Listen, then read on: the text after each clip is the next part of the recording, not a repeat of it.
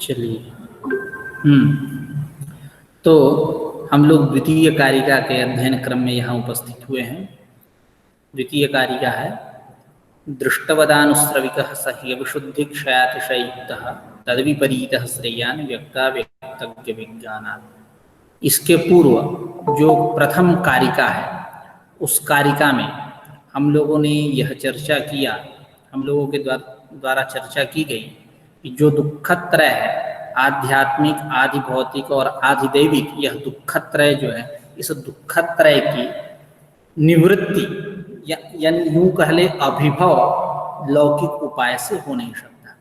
मैं ऐसा क्यों कह रहा हूँ? क्योंकि सांख्याचार्यों के यहाँ दुःखत्रय जो है नित्य है, इसका उच्छेद नहीं हो सकता, लेकिन उसका अभिभव कर्तुं शक्यते, ऐसा वाचस्पति मिश्र ने कहा था।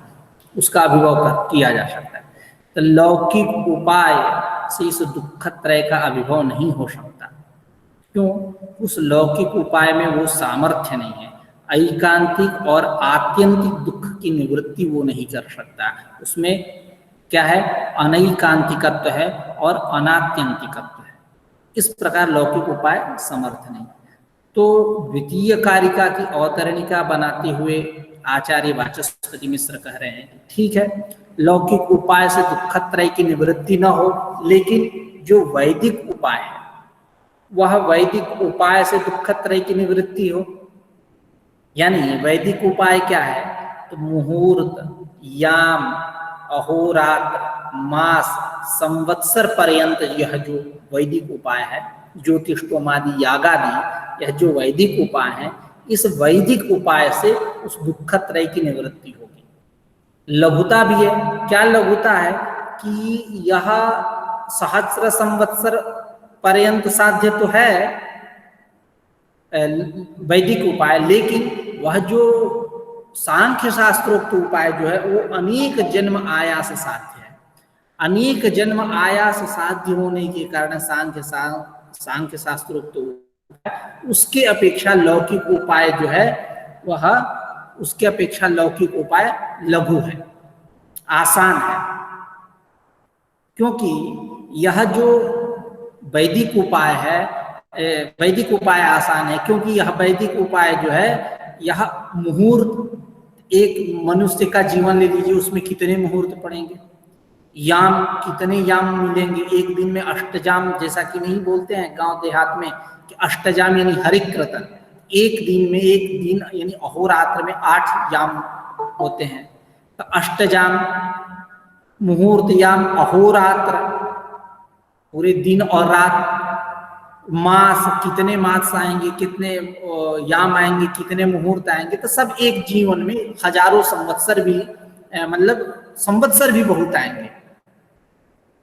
इस प्रकार अनेक यह वैदिक उपाय जो है, यह वैदिक उपाय उसके अपेक्षा यह लघु है।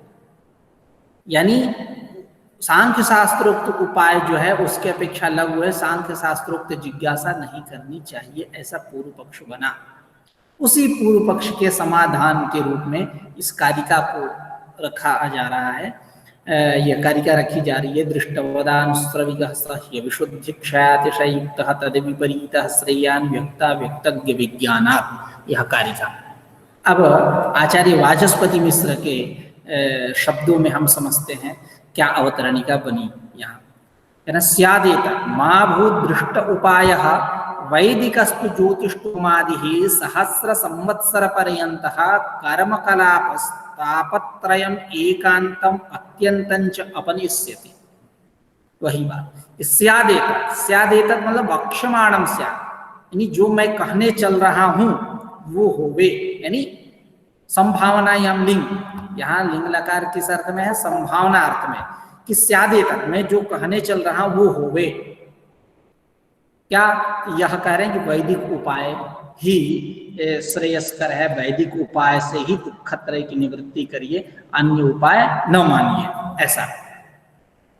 तो उस पे कह रहे हैं स्यादेत मा भूदृष्ट उपाय, प्रत्यक्ष उपाय न हो, वैदिकस्तु ज्योतिष्टोमादि, जो वैदिक उपाय है, ज्योतिष्टोमादि जो हैं, इसके द्वारा, यह कैसे हैं? तो विशेषण के रूप में कह रहे हैं कि यह सहस्र संवत्सर पर्यंत, सहस्र संवत्सर पर्यंत होने वाली यह वैदिक उपाय है। और कर्म कलाप, ये कर्म वैदिक उपाय है, कर्म कलाप सहस्र संवत्सर पर्यंत, यह तापत्रयम एकांतम अत्यंतं च अपनेष्यति। तापत्रय, दुखत्रय का ऐकांतिक और आत्यंतिक निवृत्ति कर सकता है। इसलिए वैदिक उपाय ही मानिए, लोग सांख्य शास्त्रोक्त जिज्ञासा करने की कोई आवश्यकता नहीं, सांख्य शास्त्रोक्त उपाय मानने की कोई आवश्यकता नहीं, क्योंकि उसमें गौरव है, वो अनेक जन्म परंपरा आयास साध्य है वो सांख्य शास्त्रोक्त उपाय, इसलिए लौकिक उपाय ही मानिए, ऐसा पूर्व पक्ष हुआ। द्वितीय कारिका के अवतरणिका में आचार्य वाचस्पति मिश्र ने कहा कि स्यादेतद् वक्ष्यमाणं स्यात्, जो मैं कहने वाला वो हो क्या, मा भूदृष्टः उपायः वैदिकस्तु ज्योतिष्टोमादिः सहस्र संवत्सर पर्यन्तः कर्म कलापः तापत्रयम् एकांतम अत्यंतं च अपनेष्यति। यानी वैदिक उपाय लौकिक उपाय न हो, वैदिक उपाय जो ज्योतिष्टोमादि हैं, जो सहस्र संवत्सर पर्यंत चलने वाले कर्म कलाप लौकिक वैदिक उपाय हैं, इससे दुखत्रय की यानी तापत्रय की ऐकांतिक और आत्यंतिक निवृत्ति हो सकती। आपने यही कहा था पूर्व कारिका में, प्रथम कारिका में यही कहा था कि दृष्ट उपाय जो है, प्रत्यक्ष उपाय, लौकिक उपाय, यह जो समर्थ नहीं है दुखत्रय में, क्योंकि उससे ऐकांतिक और आत्यंतिक दुख की निवृत्ति नहीं होगी। आपने कहा उससे ऐकांतिक और आत्यंतिक दुख की निवृत्ति नहीं हो रही है, लेकिन वैदिक उपाय जो है इससे ऐकांतिक और आत्यंतिक दुख की निवृत्ति हो जा रही है, तो आप इसको मानिए। आपने हेतु यही दिया था, एकांतात्यंततो भावात्, आपने यही हेतु दिया था कि प्रत्यक्ष उपाय समर्थ नहीं है, क्योंकि वो दुखत्रय की ऐकांतिक और आत्यंतिक निवृत्ति नहीं कर सकता। अच्छा ठीक है, तो इसका मतलब ये कि जो ऐकांतिक और आत्यंतिक निवृत्ति करे उसको हम अंगीकार करेंगे। इस प्रकार लौकिक उपाय को छोड़ करके जो वैदिक उपाय है, कर्म कलाप है, इसके द्वारा दुखत्रय की ऐकांतिक और आत्यंतिक निवृत्ति संभव है, इसलिए इसका अंगीकार करिए। श्रूयते, स्वर्ग के विषय में ज्योतिष्टोमादि, जैसा कि श्रुति भी कहती है, यजेत स्वर्ग कामः स्वर्ग कामो यजेत ज्योतिष्टोमेन यजेत स्वर्ग कामः। यदि आपको स्वर्ग की कामना है तो ज्योतिष्टोम नामक याग करिए, तो आप स्वर्ग जाओगे तो वहां किसी प्रकार का दुख नहीं रहेगा। स्वर्ग की प्राप्ति होने पर वो सुख विशेष है, वहां दुख हो ही नहीं सकता। इसी बात को मन में रखते हुए स्वर्ग की परिभाषा कर रहे हैं। स्वर्गश्च यन्न दुःखेन संभिन्नं न च ग्रस्तमनन्तरम् अभिलाषोपनीतं च तत्सुखं स्वः पदास्पदम्। यानी जो दुख से संभिन्न न हो, संभिन्न मतलब मिश्रित न हो, और न च ग्रस्तमनन्तरम, नहीं आगे जाकर के दुख से ग्रस्त होने वाला हो। ये नहीं इस समय चलो दुख नहीं है लेकिन आगे हो सकता है। जैसा कि आप यदि देसी कूलर खरीदने जाओ तो उसकी गारंटी जो देते हैं, तो क्या देते हैं, वारंटी नहीं गारंटी देते हैं, एक सीजन का गारंटी, उसके बाद की जिम्मेदारी नहीं लेते, क्योंकि हो सकता है खराब हो। एक सीजन तक वो जानते हैं कि हाँ नहीं खराब होगा। तो दुख स्वर्ग कैसा है, जो दुख से मिश्रित न हो, यत न दुखे न संभिन्नम, जो दुख से मिश्रित हो न हो, न च ग्रस्तमनंतरम, न ही आगे वह ग्रस्त होने वाला हो। ये नहीं कि अभी दुख नहीं है तो इसका मतलब ये नहीं कि आगे हो जाएगा, ऐसी बात नहीं। स्वर्ग ऐसा है जो न च ग्रस्तमनंतरम, अनंतरम बाद में भी दुख से ग्रस्त होने वाला नहीं है। अभिलाषोपनीतम च, जो अभिलाषा के द्वारा उपनीत हो, अभिलाषा के द्वारा जिसकी प्राप्ति हो। अभिलाषा मतलब इच्छा, संकल्प से दृढ़ संकल्प किया तो स्वर्ग की प्राप्ति होगी। जो अभिलाषा के द्वारा प्राप्त हो तत्सुखम, उस सुख को क्या बोलते हैं, स्वः पदास्पदम। वह स्वः पद का आस्पद है, वाच्य है, अर्थात स्वर्ग पद का वाच्य है, उसको हम स्वर्ग बोलते हैं। तो जब ज्योतिष्टोमेन यजेत स्वर्ग कामः, स्वर्ग की कामना है तो आप ज्योतिष्टोम नामक याग करिए। तो ज्योतिष्टोम नामक याग करिए, वो याग से क्या होगा, स्वर्ग की प्राप्ति होगी। वो स्वर्ग कैसा है, तो सुख विशेष है, दुख वहां तापत्रय नहीं रहेंगे, आध्यात्मिक आदि भौतिक आदि दैविक सुख नहीं रहे। इस प्रकार यह जो स्वर्गादि करके जो स्वर्गादि का आख्यान करने वाले जो श्रुति वाक्य हैं, ज्योतिष्टोमेन यजित स्वर्ग काम है इत्यादि जो वैदिक उपाय हैं, इस वैदिक उपाय के द्वारा तापत्रय की ऐकांतिक और आत्यंतिक निवृत्ति हो सकती है। तो आपने जो कहा था पूर्व में पहली कारिका में कि लौकिक उपाय इसलिए समर्थ नहीं है दुखत्रय की निवृत्ति में, क्योंकि वह लौकिक उपाय के द्वारा ऐकांतिक और आत्यंतिक दुख की निवृत्ति नहीं हो रही है, इसलिए इसको मानिए वैदिक उपाय, इससे तो हो रही है। इसी बात को कह रहे हैं कि ज्योतिष्टोमादि सहस्र संवत्सर पर्यंत कर्मकलाप तापत्रयम एकांतम अत्यंतं च अपनेष्यति, ऐकांतिक और आत्यंतिक दुख की निवृत्ति कर सकता है, इसलिए इसको मानिए। श्रूयते स्वर्ग कामो यजेति स्वर्गश्च यन्न दुखेन संभिन्नम न च ग्रस्तमनंतरम अभिलाषोपनीतम च तत्सुखम स्वपदास्पदम इति तंत्रवार्तिक में आगे कह रहे हैं दुख विरोधी सुख विशेषश्च स्वर्ग। ये स्वर्ग कैसा है तो दुख का विरोधी है और सुख विशेष है। सच स्वसत्तया समूल घातम अपहंति दुखम, वह जो स यानी स्वर्ग, वह जो स्वर्ग है स्वसत्तया, वो अपनी सत्ता के द्वारा, अपनी सत्ता से वो संपूर्ण समूल घातम अपहंति दुखम, दुख का समूलोच्छेद करता है। सुख वो कैसा है स्वर्ग, समूल घातम, समूल घातम मूलेन सहितम, संपूर्ण मतलब यूं कहें दुख का उन्मूलन, मतलब ऐकांतिक और आत्यंतिक उन्मूलन, बस इसी में तात्पर्य है। यह जो स्वर्ग है सच स्वर्ग स्वसत्तया स्वप्रभावेण, स्वसत्तया अपने सत्ता के द्वारा वो क्या, उसका महिमना, स्वमहिमना, उसकी महिमा क्या है कि जितने दूर में रहेगा उतने दूर में तो कुछ नहीं, जैसे क्या बोलते हैं, जैसे मणि ले लीजिए, तो मणि आप जितने दूर में रहेगा उतने दूर में वो अंधकार आ ही नहीं सकता। या सूर्यकांत मणि ले लीजिए, तो सूर्यकांत मणि जितने दूर में रहेगा उतने दूर में मतलब ठंडी तो होगी ही नहीं, मतलब ठंडी नहीं होगी, मतलब छाया, प्रकाश, सूर्यकांत मणि क्या करता है, प्रकाश देता है। चंद्रकांत मणि ले लीजिए, तो चंद्रकांत मणि जितने दूर में रहेगा उतने दूर में मतलब दाहकता नहीं रहेगी। सूर्यकांत मणि स्थल में क्या रहेगी, दाहकता जितने दूर रहेगा, चंद्रकांत मणि जितने दूर में रहेगा तो इसका मतलब वहां दाहकता नहीं रहेगी।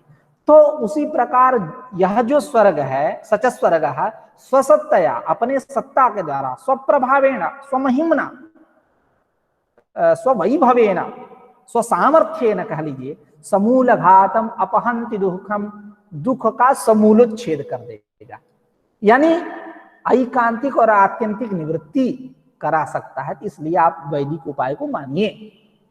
आगे नचई सचई, किसी ने कहा यह क्षयी है, यह दुख स्वर्ग जो है क्षयशील है, कार्य है, उत्पन्न होता है, तो करेंगे ना, यह क्षयी नहीं है।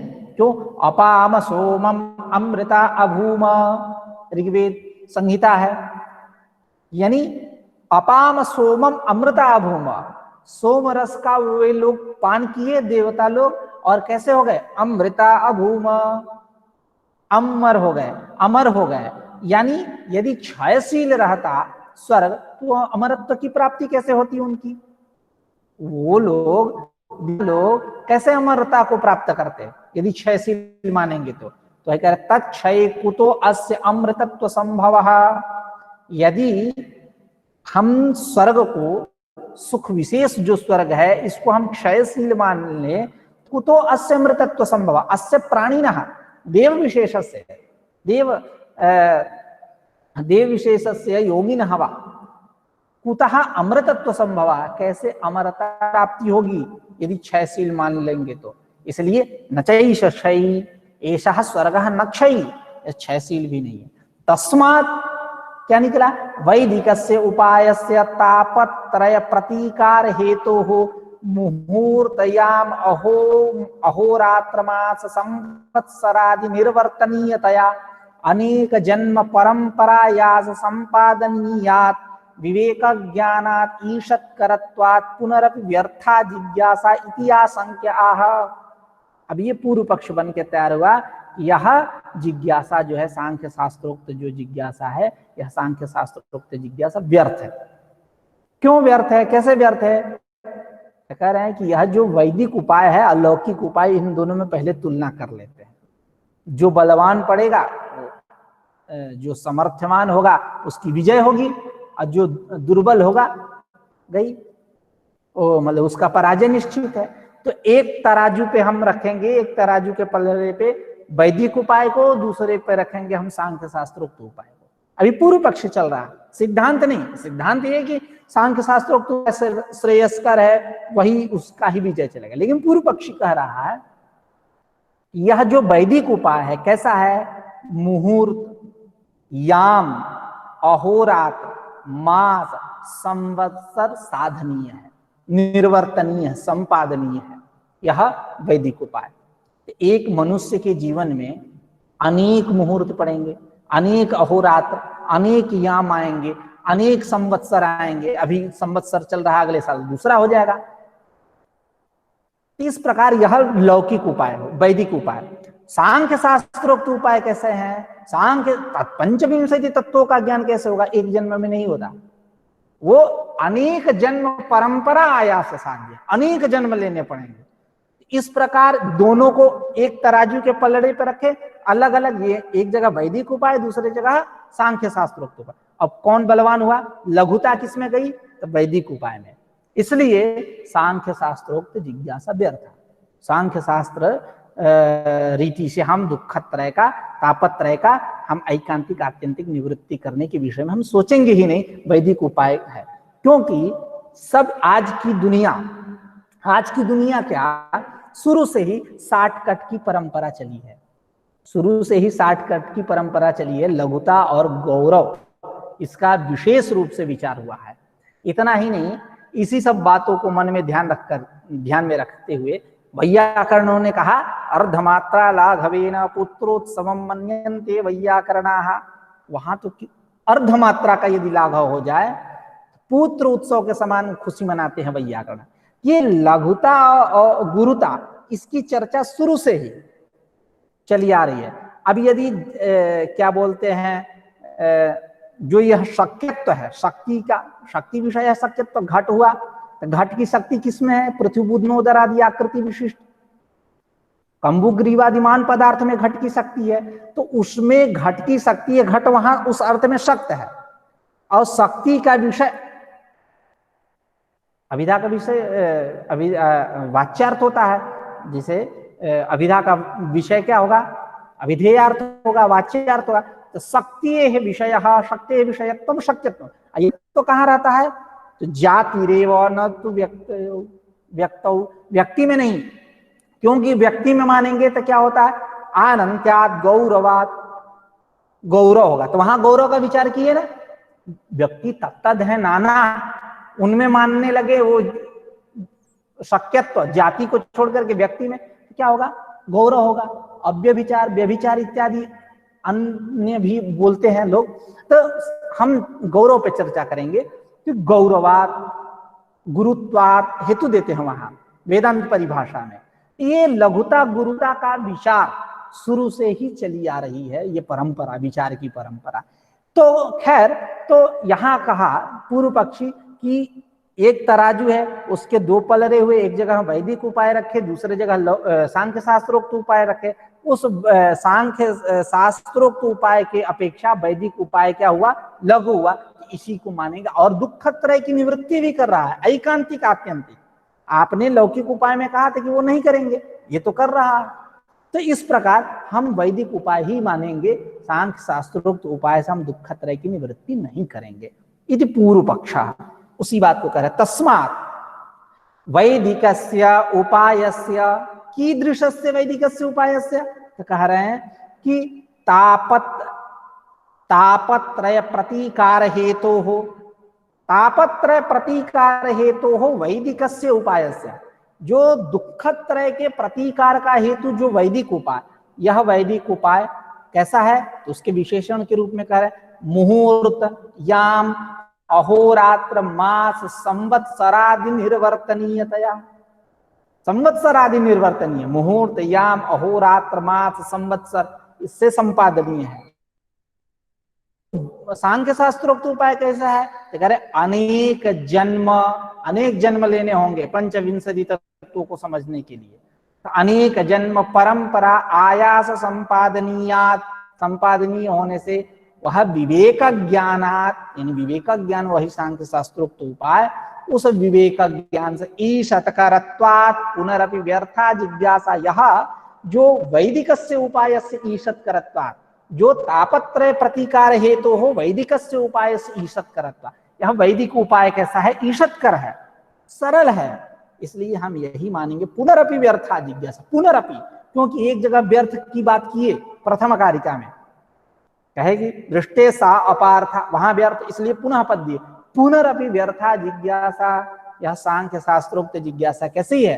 व्यर्थ। इति आशंक्य आह, ऐसी आशंका होने पर ग्रंथकार आह कथयति, आह आहतु आहुः, बदति बदतः बदन्ति, कथयति कथयतः कथयन्ति, ब्रुवः पंचानामादित आहु ब्रुवः। तो ब्रूय व्यक्तायम वाचि धातु। तो इस प्रकार इति आशंक्य आह, ऐसी आशंका होने पर ग्रंथकार कह रहे हैं समाधान के रूप में, दृष्टवदानुश्रविकः सह्य विशुद्धि क्षयातिशय युक्तः तद विपरीतः श्रेयान् व्यक्ता व्यक्तज्ञ विज्ञानात्। करे दृष्टवद अनुश्रविकः, अनुश्रविक, पहले अनुश्रविक शब्द के विषय में चर्चा करते हैं। अनुश्रविक मतलब क्या? तो अनुश्रव बोलते हैं वेद को, अनुश्रव से अनुश्रविक शब्द बनता है। अनुश्रवः यानी गुरु पाठात अनुश्रूयते इति अनुश्रवः वेदः। अभी सांख्य तत्व कौमुदीकार कहेंगे। गुरु पाठ, क्योंकि हमारी परंपरा कैसी थी, हम कैसे वेद पढ़ते थे? गुरु परंपरा से। प्रांग मुख उपविश्य श्रोत्रियम ब्रह्मनिष्ठम तमनुसरति समित्पाणि, श्रुति भी कहती है, श्रुति परंपरा थी। उस समय कागज कलम था कि हम पढ़ते थे उससे, श्रुति परंपरा से हम लोग वेद पढ़ते थे, हमारे पूर्वज पढ़ते थे। तो यह जो अनुश्रव शब्द है, अनुश्रव यानी गुरु पाठात अनुश्रूयते, गुरु पाठ से, क्योंकि गुरु पहले क्या करते थे? पहले मंत्र वो बोलते थे, बाद में पश्चात विद्यार्थिनः वदन्ति स्म, बाद में विद्यार्थी बोलते थे। ये हमारी परंपरा रही है, श्रुति परंपरा, इसीलिए इसको बोलते हैं। तो अनुश्रव मतलब गुरु पाठात अनुश्रूय, गुरु पाठात अनुश्रूयते इति अनुश्रवः वेदः, तत्र भवः इति आनुश्रविकः, तत्र भवः ज्ञातः प्राप्तः वा इति आनुश्रविकः वैदिकः। ये वैदिक उपाय, आनुश्रविकः यानी वैदिकः। यह जो वैदिक उपाय है, यह वैदिक उपाय दृष्टवत, दृष्टेन तुल्यम इति दृष्टवत, तेन तुल्यम क्रिया चेद्वती, स्थानिना तुल्यम इति स्थानिवत, स्थानि विदादेशो नल विधौ। तो दृष्टवद अनुश्रविकः, दृष्टवत प्रत्यक्ष उपाय के समान यह जो अनुश्रविकः यानी वैदिक जो उपाय है, यह वैदिक उपाय ठीक नहीं है। यह दुखत्रय यानी तापत्रय का ऐकांतिक और आत्यंतिक निवृत्ति नहीं कर सकता। क्यों नहीं कर सकता? तो कह रहे हैं अविशुद्धि क्षयातिशय युक्तः, यह जो वैदिक उपाय है कैसा है? अविशुद्धि क्षय और अतिशय से युक्त है। अविशुद्धि क्षय अतिशय से युक्त है मतलब, क्योंकि यह वैदिक उपाय जो है शुद्ध नहीं है, विशुद्ध नहीं है, 24 कैरेट का नहीं है, हमें 24 कैरेट का चाहिए, 24 कैरेट का सोना एकदम शुद्ध, वो यह वैदिक उपाय नहीं है। 24 कैरेट का कौन होगा? सांख्य शास्त्रोक्त उपाय। उसी से दुखत्रय की आत्यंतिक और ऐकांतिक और आत्यंतिक निवृत्ति होगी, इससे नहीं होगी। क्यों ये 24 कैरेट का नहीं है वैदिक उपाय? इसलिए कि इसमें अविशुद्धि क्षय और अतिशयता है। अविशुद्धि क्षय अतिशयता, अविशुद्धि कैसा है? कैसे इसमें अविशुद्धि है? इसलिए कि पशु बीजादि वध साधनता, क्योंकि आप याग करेंगे तो उसमें पशु वध होगा, पशु वध साधनता, पशु बीज वध साधनता, पशु वध होते हैं, कुछ याग हैं ऐसे। हम इस विषय पे नहीं चर्चा कर रहे हैं कि हिंसा करनी चाहिए कि नहीं करनी चाहिए, इति तो अन्य देता, ये अन्य कथा है। लेकिन याग में हिंसा होते हैं, ये भी है, क्योंकि उससे क्रतु का उपकार होता है, क्रतु यानी याग, उसका उपकार होता है। तो जो वैदिक उपाय हैं उसमें क्या है, पशु वध साधनता है और बीज वध साधनता भी है। बीज वध साधनता इसलिए कि गेहूं, चावल इत्यादि, जो धान इत्यादि आप खेत में उपजाएंगे तो पुरोडास बनाना होगा तो कैसे करेंगे, वो एक प्रक्रिया से गुजरेंगे, काटेंगे, सुखाएंगे, धोएंगे, उसको साफ सफाई करवाएंगे, उसके बाद पिसवाएंगे, उसके बाद इत्यादि आप पुरोडास बनाएंगे। तो उसमें तो जीव है, भले इस अवस्था में वो सुख होके गया, अहिंसार्थक है, लेकिन पूर्व तो उसमें तो जीव था ना, तो तन्निमित्तक पुरोडास बनाना है, इसलिए उसका हम संस्कार कर रहे हैं, तो बीजबद्ध साधनता हुई। तो इस प्रकार ये कैसे शुद्ध हो सकता, यह वैदिक उपाय जो है कैसे शुद्ध हो सकता, ये शुद्ध नहीं अभिशुद्ध है। पशु बीजादिबद्ध साधनता भी कहेंगे सांख्य तत्व कौमुदी का अभी इसी प्रश्न में, कि पशु बीजादिबद्ध साधनता यानी पशुबद्ध साधनता, बीजबद्ध साधनता। साधनता किसमें गई, वैदिक उपाय में। वो साधन है जिससे हम दुखत्रय तापत्रय की निवृत्ति करना चाहते हैं, उसके प्रति यह साधन हुआ। कौन, वैदिक उपाय। और अभिशुद्धि क्षय से भी युक्त है। क्षय से युक्त है कैसे पता चलेगा, तो क्षयित्वं च स्वर्गादेह सत्ते सति कार्यत्वात् अनुमितम, उसमें क्षयशीलता का अनुमान होता है, क्योंकि स्वर्ग आदि क्या है, एक कार्य है, जो भी कार्य होता है, जो भी शादी है वो कैसा है, मतलब उसका नाश होता है। शादी वस्तु का जो भी उत्पन्न वस्तु है इस संसार में उसका नाश होता है। तो जो स्वर्ग है यह स्वर्ग कार्य है, उत्पन्न हुआ व्यापारेण, ये उत्पन्न हुआ, तो जब यह उत्पन्न हुआ तो यह क्षयशील भी है, इसका हम अनुमान करेंगे। क्षयित्वं च स्वर्गादेह सत्त्वे सति मन्येहम्, स्वर्गः सत्त्व विशेषः मन्येहम्, तथापि तत्र क्षयित्वम् अस्माभिः अनुमीयते। कथमिति चेत् कार्यत्वात् इति हेतोः, कार्यत्व है उसमें, उसमें कार्यता बैठी हुई है, इसलिए वो कैसा है, अविशुद्धि क्षय से युक्त हुआ। और अतिशय से भी युक्त है। अतिशय से युक्त कैसे है, वो वैदिक उपाय अतिशय से युक्त कैसे है, तो इस पे विचार करते हैं। क्यों अतिशय, मतलब एक से बढ़ के एक, जैसे कहते हैं ना ये वीर भोग्या वसुंधरा, ये वसुंधरा कैसी है, ये पृथ्वी कैसी है, वीर भोग्या है। वीर भोग्या है यानी एक से बढ़ के एक वीर है, वीरों के द्वारा भोगी जाने वाली है, एक से बढ़ के एक। आप अपने आप को बलशाली और विद्वान समझ रहे हो तो 100 शेर का 1.25 शेर है यहाँ लोग। यदि कोई समझे कि मैं दुनिया का सबसे बड़ा विद्वान हूं तो बस कुछ दिनों बाद उससे बड़ा विद्वान मिल जाएगा उसको, तो शेर के 1.25 शेर हैं। खैर, तो उसी प्रकार यह अतिशय क्या है कि आपको यदि स्वर्ग की कामना है तो आप ज्योतिष्ठोमादि याग करिए, स्वर्ग की कामना है, आप राजा बनना है तो आप वाजपेयी याग करिए, और यदि सम्राट बनना है तो अश्वमेध याग करिए इत्यादि।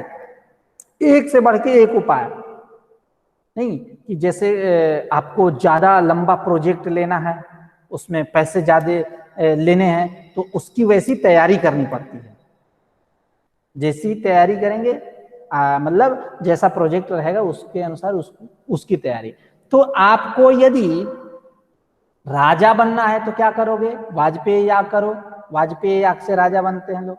यदि आपको सम्राट बनना है तो बस वही राम जी के तरीके वाला रीति अपनाओ, राम जी का अश्वमेध याग करो तो सम्राट बनोगे। तो एक से बढ़ के एक उपाय है, यही अतिशय है। तो इस प्रकार यह अतिशय से भी युक्त हुआ, यानी अविशुद्धि क्षय और अतिशय से युक्त होने के कारण यह लौकिक वैदिक उपाय क्या हुआ, ठीक नहीं है। इससे दुखत्रय की ऐकांतिक और आत्यंतिक निवृत्ति नहीं हो सकती। हमेशा अवश्य रूप से और हमेशा के लिए दुखत्रय की निवृत्ति वैदिक उपाय से नहीं हो सकती। तो क्या किससे होगी, तो कह रहा है तद विपरीतः श्रेयान व्यक्ता व्यक्तज्ञ विज्ञाना तद विपरीतः। तद विपरीतः यानी यह जो वैदिक उपाय है, इस वैदिक उपाय से विपरीत अन्य उपाय श्रेयस्कर है। कौन अन्य उपाय, व्यक्ता व्यक्तज्ञ विज्ञानात्। व्यक्त, व्यक्त यानी प्रकृति के कार्य, अव्यक्त स्वयं प्रकृति, और ज्ञ यानी पुरुष। तो इनका जो विज्ञान, इनका जो ज्ञान, उस ज्ञान को कर लेना ही श्रेयस्कर है। उसी से दुःखत्रय की ऐकांतिक और आत्यंतिक निवृत्ति होगी। श्रेयान अयम अनयोः, अयम सांख्य शास्त्रोक्त उपाय अनयोः द्वयोः मध्ये, वैदिक उपाय सांख्य शास्त्रोक्त उपाययोः मध्ये, अनयोः द्वयोः मध्ये अतिशयेन श्रेयः प्रशस्यः इति श्रेयान, प्रशस्य से स्र आदेश होकर के ईयशून प्रत्यय होता है, द्विवचन विभज्योपपदे तरबीय सुनव सूत्र से। तो इस प्रकार दृष्टवदानुश्रविक, पूरे कारिका का अर्थ क्या हुआ? दृष्टवदानुश्रविक सह्य विशुद्धि क्षयातिशयुक्त तद विपरीत श्रेयान व्यक्ता व्यक्तज्ञ विज्ञानात्। आप सांख्य शास्त्रोक्त उपाय मानिए। अब आते हैं हम लोग सांख्य तत्व कौमुदी पे, आचार्य वाचस्पति मिश्र के शब्दावली में समझते हैं। सामान्य रूप से मैंने इस कारिका से आपको परिचित करा दिया, यही सारी बातें सांख्य तत्व कौमुदी में होंगी। दृष्ट इति उस पे कह रहे हैं, दृष्ट गुरु पाठात अनुश्रूयते इति, अनुश्रव मूल में कहे कारिका में, दृष्टवदा अनुश्रविक, अनुश्रविक शब्द की व्याख्या कर रहे हैं। गुरु पाठात अनुश्रूयते इति अनुश्रवः वेदा, जो गुरु परंपरा से सुना जाए उसको बोलते हैं वेद। एतदुक्तम भवति, इसका अभिप्राय यह है, श्रूयते एव परम न तो केनापि क्रियते। यह वेद जो है यह श्रुति परंपरा केवल सुनी जाती है, परम न तो केनापि क्रियते न रच्यते केनापि, किसी के द्वारा इसकी रचना नहीं होती है, इस वेद की केवल सुनी जाती है। अर्थात ये वेद कैसा? अपौरुषेय है, उस बात पे ये जोर दे रहे हैं। आप ये मत समझ लीजिएगा कि पौरुषेय हो गया, अपौरुषेय है।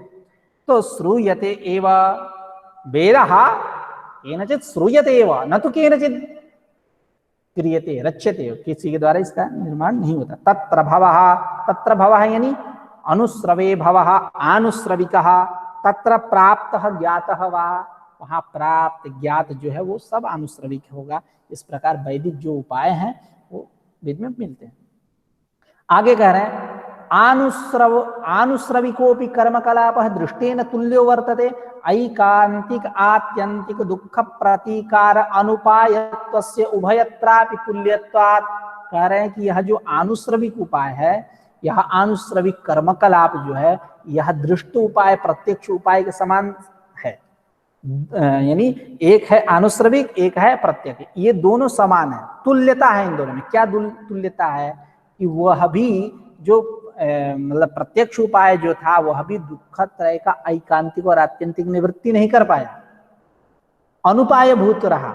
और यह आनुश्रविक भी अनुपाय भूत है, वैदिक उपाय भी अनुपाय भूत है, उपाय भूत नहीं है, दुःख त्रय की ऐकांतिक और आत्यंतिक निवृत्ति नहीं कर सकता। यही तुल्यता है इन दोनों में। नहीं कहते चोर चोर मौसेरे भाई, तो वही जो उन दोनों में साम्यता है, वही साम्यता यहाँ आप लीजिए। दोनों अनुपाय है, दोनों फेल हो गए। नहीं, आप इंटरव्यू देने जाओ, इंटरव्यू दे के आया, बैठा, फिर दूसरा गया, वो भी इंटरव्यू दिया, तुरंत ये मान लीजिए कि तुरंत रिजल्ट आ रहा है, तो पूछे कैसा स्थिति है तुम्हारी? तो कहा क्या स्थिति हमारी? जो तुम्हारी है वही हमारी स्थिति है। तो उन लोगों में देखिए आत्मीयता। तो कहने का तात्पर्य है कि जो दृष्ट उपाय और वैदिक उपाय, इन दोनों में तुल्यता कैसी है? कह रहे तुल्यता अनुपाय होते हुए, अनुपाय होना, अनुपाय रूप ही तुल्यता है। यहाँ उसी बात को करें, आनुश्रविकोपि कर्म कलापः दृष्टेन तुल्यो वर्तते, दृष्ट से तुल्य है। क्या तुल्यता? तो वही करे, ऐकांतिक आत्यंतिक दुःख प्रतीकार अनुपायत्वस्य उभयत्रापि तुल्यत्वात्। ऐकांतिक आत्यंतिक दुःख प्रतीकार अनुपायत्व, अनुपायता उभयत्रापि तुल्यत्वात्। उभयत्रापि दृष्टे उपाय वैदिके उपाय च, दोनों जगह तुल्य है। अब कह रहे हैं कि ये बताओ कि तुम आनुश्रविक, यह जो सांख्य शास्त्रोक्त जिज्ञासा जो है वैदिक उपाय से श्रेयस्कर है, आपने अभी कहा तद विपरीत श्रेयान व्यक्ता व्यक्तज्ञ विज्ञान। तो ये बताओ तुम स्व में स्व कैसे श्रेयस्कर कर रहे हो? स्व में स्व कैसे श्रेयस्कर हो जाएगा? स्व में स्व कैसे श्रेयस्कर होगा? ये बात बतलाओ। क्यों ये बात कह रहे हैं? कह रहे हैं कि जो वैदिक उपाय है उसी के समान यह सांख्य शास्त्रोक्त उपाय है। जो शास्त्रीय जिज्ञासा है वो भी वैदिक है, उसके अलावा कुछ है क्या इस संसार में? कुछ नहीं है, वो भी आ गया। तो कैसे कह रहे हो कि दोनों में वैदिकत्व का आवरण चढ़ गया, दोनों वैदिक हो गए, तो आप कैसे कह रहे हो कि इसके अपेक्षा वो श्रेयस्कर है, इसके अपेक्षा वो ठीक है? कैसे कह दिए? वैदिक उपाय की अपेक्षा सांख्य शास्त्रोक्त उपाय श्रेयस्कर है। कैसे? दोनों जगह आनुश्रविकत्व का आवरण चढ़ गया, दोनों आनुश्रविक हैं, दोनों वैदिक हैं। कैसे कह दिए? तो कह रहे हैं कि यद्यपि आपका पूर्व पक्ष ठीक है, मान रहा हूं, लेकिन यहां आनुश्रविक शब्द से कर्म कलाप को ही लेना है, ज्ञान को नहीं लेना है।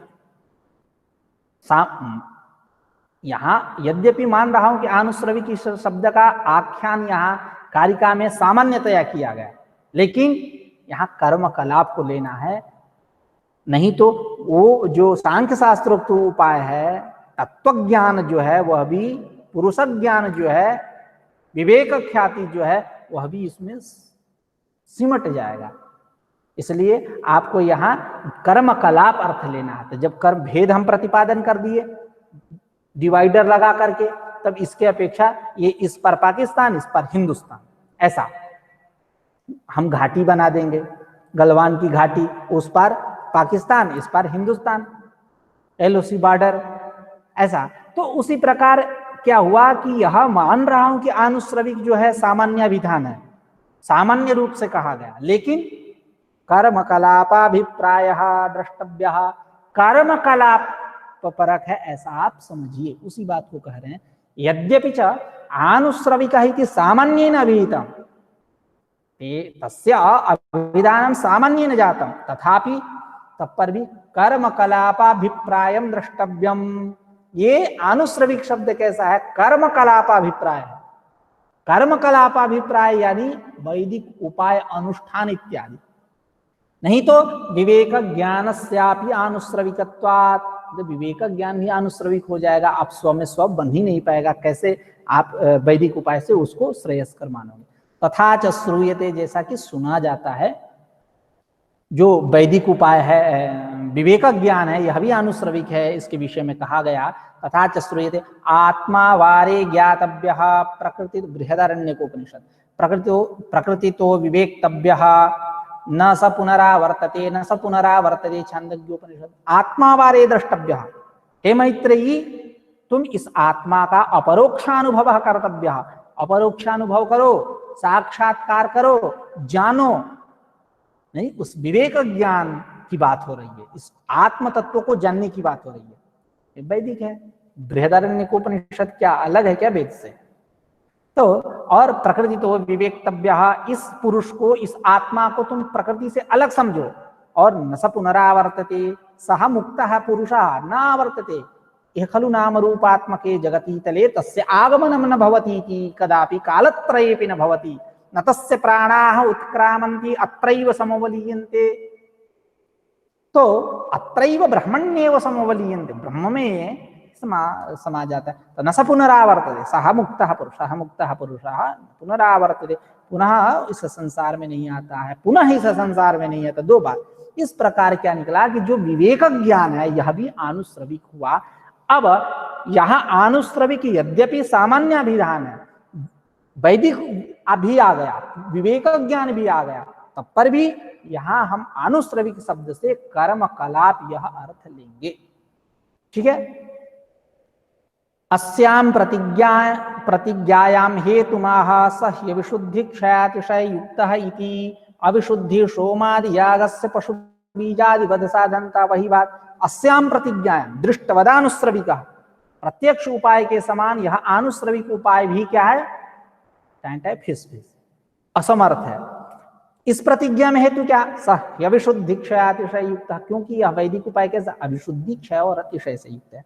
अविशुद्धि क्या है? तो इसी प्रकार अविशुद्धि सोमादि यागस्य पशु बीजादि वध साधनता। सोमादि याग जो है, यह सोमादि याग जो साधन, उसमें क्या होता है? पशुवध साधनता है। यह साधनता किसमें ले जाएंगे? वैदिक उपाय में।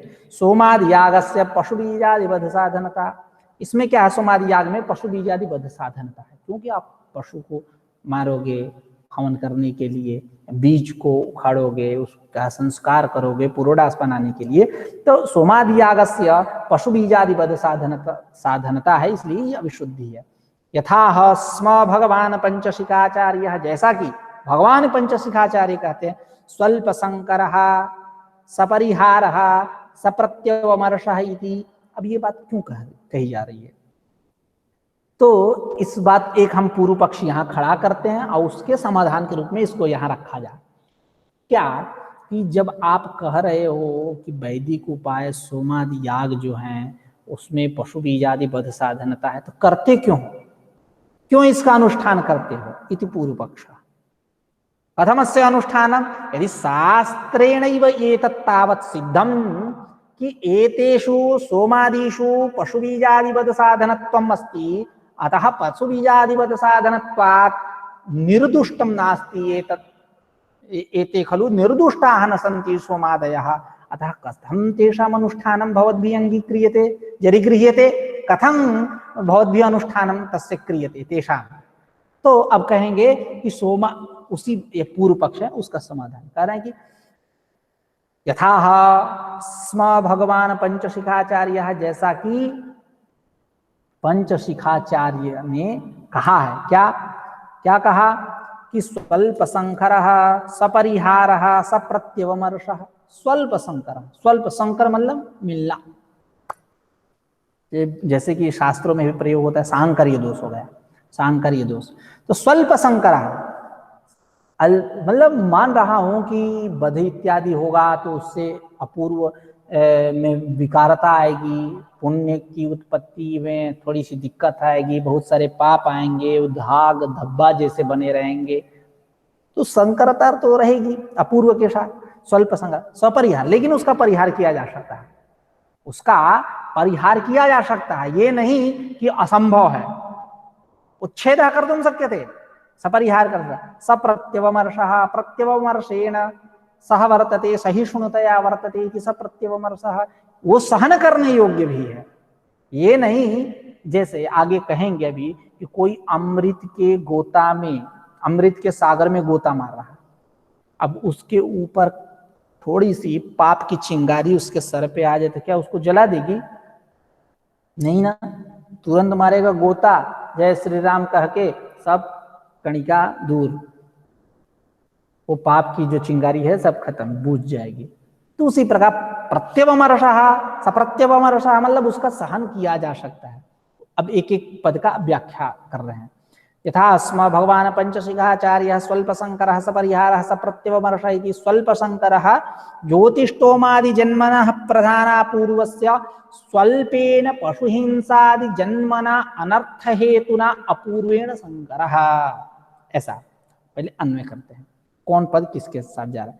तो ज्योतिष्टोमादि जन्मनः प्रधाना पूर्वस्य, एक कोटि षष्ठी एक वचन, एक वचनी का षष्ठी अंत। दूसरा स्वल्पेना तृतीय एक वचन, एक वचनी का तृतीय अंत, इसको लेते हैं। स्वल्पेना पशु हिंसादि जन्मना अनर्थ हेतुना अपूर्वेण संकर।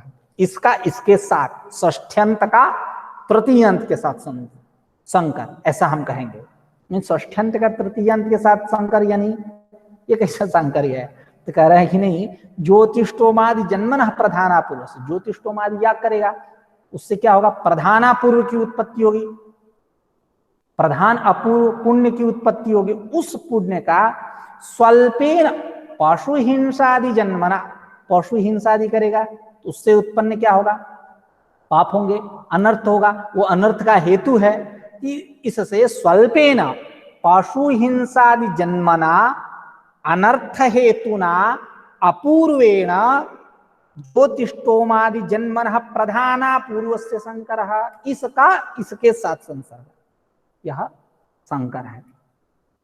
और सपरिहारः, सपरिहार मतलब इसका परिहार किया जा सकता है। कियतापि प्रायश्चित्तेन परिहर्तुं शक्यते, यानी आप प्रायश्चित्त से इसका परिहार कर सकते हो। कियतापि प्रायश्चित्तेन परिहर्तुं शक्यते, इसका परिहर्तुं शक्यः, इस मतलब प्रायश्चित्त के द्वारा इसका परिहार किया जा सकते हो। जैसे चंद्रायण व्रत होता है, चंद्रायण व्रत उसमें क्या होता है, प्रारंभ होता है 1 grass, 2 grass, 3 grass, 4 grass, 5 grass, ऐसे करके 15 दिन तक एक पक्ष, फिर उधर से 15 से 14, 14 से 13, 13 से 12, 12 से 11, 11 से 10, ऐसा करके आप नीचे आते जाओ। ठीक है, तो ये चंद्रायण व्रत क्या होता है, पाप क्षय साधनानी चंद्रायणादीनी, या आप याज्ञवल्क्य स्मृति पढ़िए, तो याज्ञवल्क्य स्मृति में क्या है, प्रायश्चित्ताध्याय है, तो उस प्रायश्चित्ताध्याय को आप पढ़िए, कितना कैसा प्रायश्चित करना चाहिए, किस कर्मों के लिए कौन सा प्रायश्चित करना चाहिए, कौन सा पाप आपने किया उसके निवृत्ति के लिए, उसके निवारण के लिए कौन सा प्रायश्चित का अनुष्ठान करें, एतद विषय उसमें चर्चा है। ठीक, तो सपरिहार, मतलब सपरिहार कियता प्रायश्चित्तेन परिहर्तुं शक्यः, उसका प्रायश्चित से परिहार हो सकता है। अथ च प्रमादतः प्रायश्चित्तमपि नाचरितं प्रधान कर्म विपाक समये सपच्यते, यदि प्रमादो नाम अनवधानता, अनवधानता यही प्रमाद है। अथ जब प्रमादतः प्रायश्चित्तमपि नाचरितं, प्रमाद कर लिया, प्रायश्चित्त नहीं किया। अभी इस पे एक कथा सुन लीजिए, छोटा सा।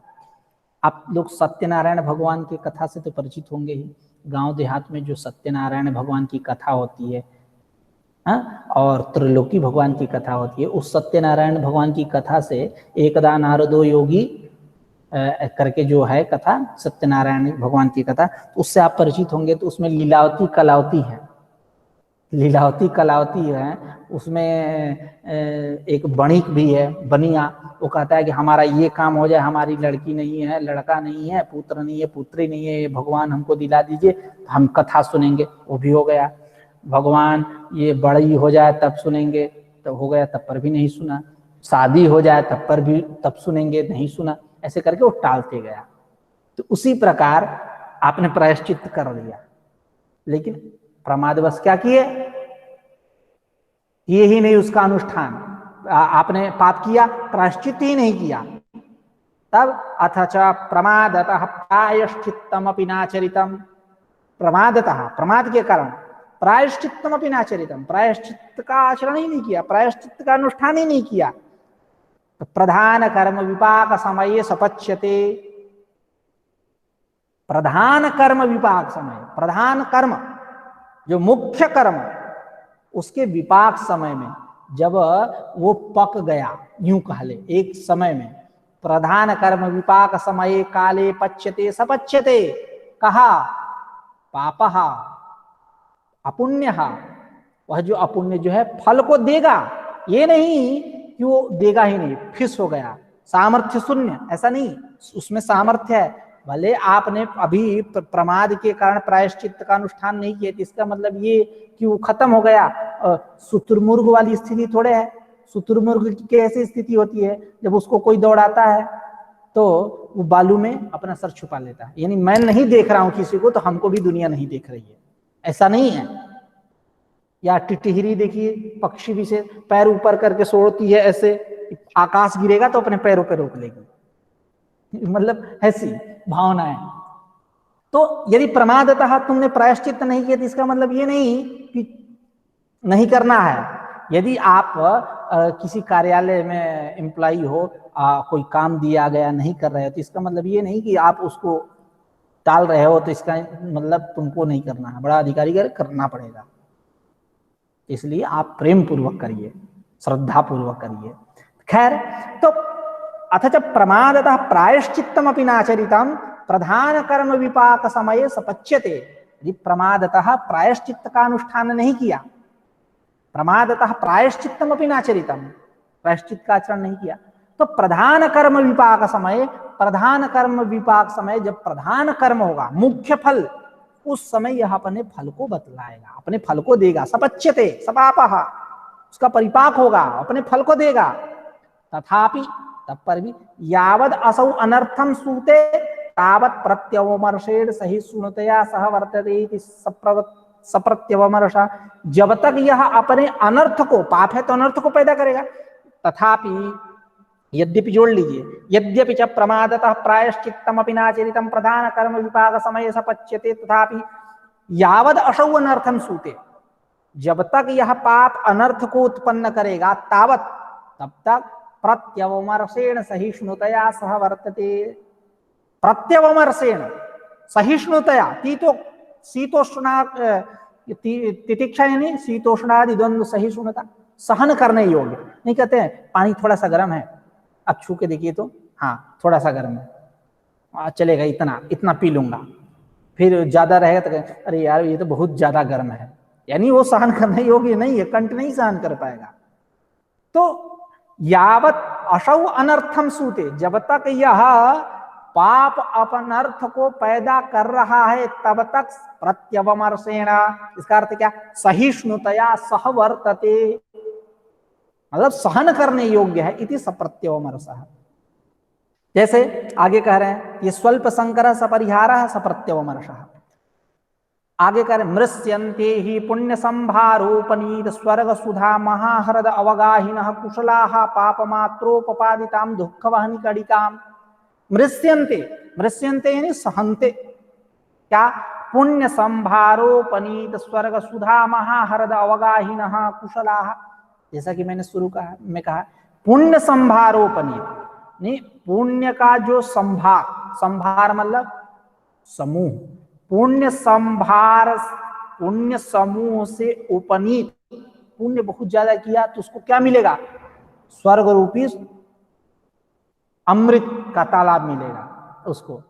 पुण्य ज्यादा किया है, बहुत शादी कराया है, बहुत दान दिया है, बहुत नेक विचार का है, बहुत कल्याण किया है इत्यादि, तो पुण्य संभारोपनी, पुण्य संभार, पुण्य का जो संभार समूह समष्टि, उसके द्वारा जो उपनीत प्राप्त क्या, स्वर्ग सुधा महाहृद, स्वर्ग रूपी, स्वर्ग रूपी, स्वर्ग सुधा रूपी जो महाहृद यानी सागर, उसमें अवगाहीन कुशलाः, उसमें अवगाहन करने वाला, अर्थात उसमें क्या करने वाला, गोता मारने वाला, वह पाप मात्रोपपादिताम दुःख वहनि कणिकाम मृस्यन्ते सहन्ते।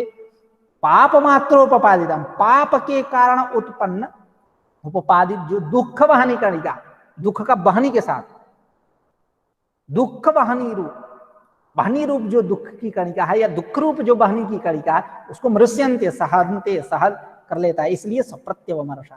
इस प्रकार यथा स्म भगवान पंचशिखाचार्य स्वल्प शंकर सपरिहारः सप्रत्यवमर्षः इति, इतनी चर्चा हुई। अब कल चर्चा करेंगे। आज का पाठ यहीं बंद करते हैं, समय भी हो गए हैं। खैर प्रतिदिन हमारी इच्छा रहती है कि कुछ ना कुछ प्रश्न हो। खैर किसी को कुछ पूछना है तो पूछ सकते हैं 2-4 मिनट के लिए। किसी को कुछ पूछना है महोदय? हाँ बता। कर्म कलाप, इससे क्या अभिप्राय है? मतलब कर्म कलाप यानी जैसे स्वर्ग आदि है, कर्म कलाप हुए। कर्म, कर्म जिसे कोई व्यक्ति कर रहा है, कोई भी कर्म कर रहा है, तो उस कर्म से कुछ ना कुछ उत्पन्न होगा।